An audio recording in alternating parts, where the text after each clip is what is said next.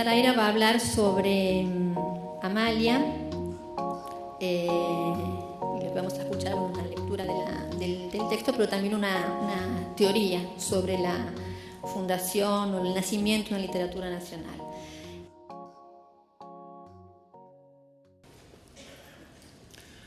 Parto de la hipótesis de que una literatura se hace nacional y es asumida como propia por los lectores de esa nación cuando se puede hablar mal de ella, no cuando se puede hablar bien.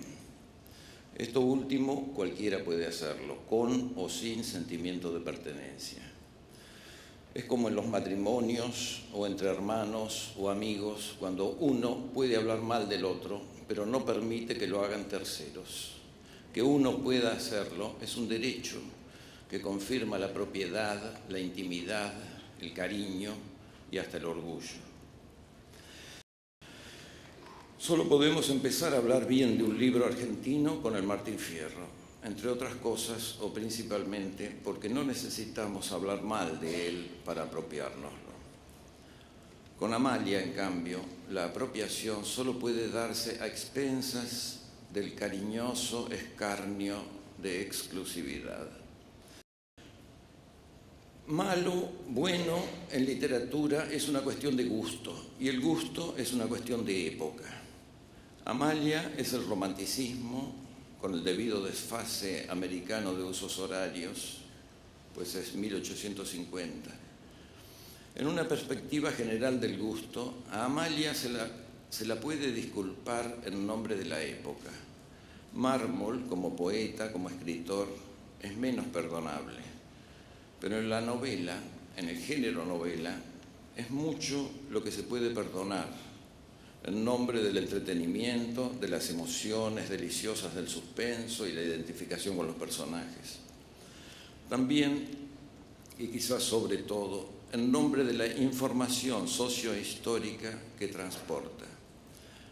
Que una obra literaria quede en la historia de la literatura de un país, ya sea como obra fundacional o como curiosidad marginal, significa que queda disponible para las recuperaciones.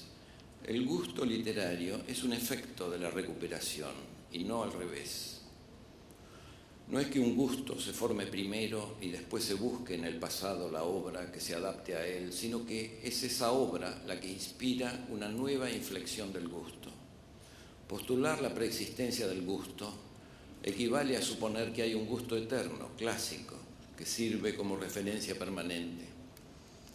Para contrarrestar esta museificación paralizante están las novelas malas, que reclaman a gritos una recuperación radical, un giro, o mejor, una voltereta de lo literario mismo y de la verdad social que transporta el inconsciente de la novela. Esto se aplica a Amalia bajo la dialéctica del uno y lo múltiple. Amalia fue la primera novela argentina, pero Mármol no fue el primer novelista, nada más lejos de sus intenciones. Lejanía que aseguró el estatus de objeto aislado con el que su novela pasó a la historia. Contribuyó a ello un curioso hecho biográfico. La protagonista, Amalia Sáenz de Olavarrieta, existió en el Buenos Aires de la época y se llamaba así, Amalia Sáenz de Olavarrieta. Era hija del coronel Antonio Sáenz, héroe militar de la Independencia, muerto en la batalla de Junín. El único cambio que impuso Mármol al nombre, quizás para disimular, más probablemente por ignorancia o descuido, fue cambiar la B larga de Olavarrieta real por una B corta en el personaje. No sé nada de esta señora, quizá nadie sepa, y por lo tanto es difícil saber por qué Mármol la eligió e idealizó como protagonista de la novela. Seguramente fue por el nombre, Amalia, pues Mármol había tenido un amor juvenil con la hija del general Guido, Amalia Guido, a la que le dedicó unos poemas tan malos como todos los que escribió. Y concurrentemente con estas dos Amalias, o tres, contándola del libro, se casó con una uruguaya de nombre Amalia Vidal. Años después, tras enviudar y ya viviendo de regreso del exilio en Buenos Aires, volvió a casarse, otra vez con una Amalia, Amalia Rubio, lo que lleva 5 el número de Amalias en su vida. La sexta Amalia, otro amor platónico de madurez al que hace referencia un biógrafo, podría ser pura leyenda.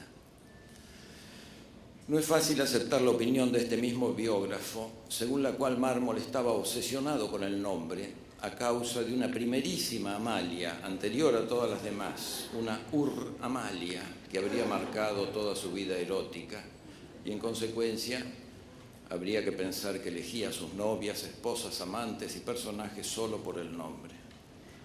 Tampoco es fácil, pero me parece más razonable, creer que las Amalias se dieron porque sí, por el mismo azar del que están hechas todas las vidas. Pero una vez que se acepta este azar,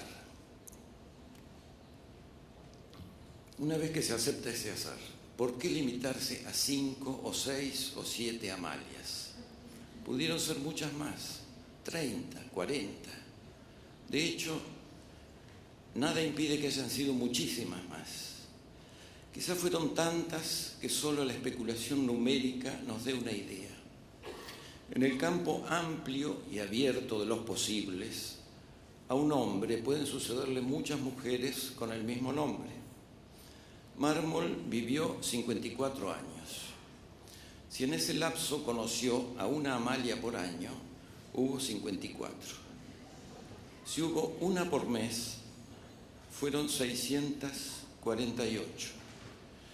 Si hubo una por semana, fueron 2.916 Amalias. Una por día da la cifra ya más respetable de 19.710. Una por hora serían 473.040 Amalias. Estirando un poco el verosímil, si hubiera conocido a una por segundo a lo largo de toda su vida, el resultado sería una legión constituida por 28.382.400 Amalias. Claro que eso nos pondría frente a un verosímil poco convencional, ya que la cifra supera la cantidad de habitantes de la Confederación de Rosas, hecha toda de Amalias como en una pesadilla, peor que la mazorca. Apenas ahí empezamos a captar la naturaleza profunda de la Amalia de Mármol. Naturaleza que, formulada escuetamente, es en retrospectiva una buena definición del origen, la representación única de la multiplicidad. Nada más.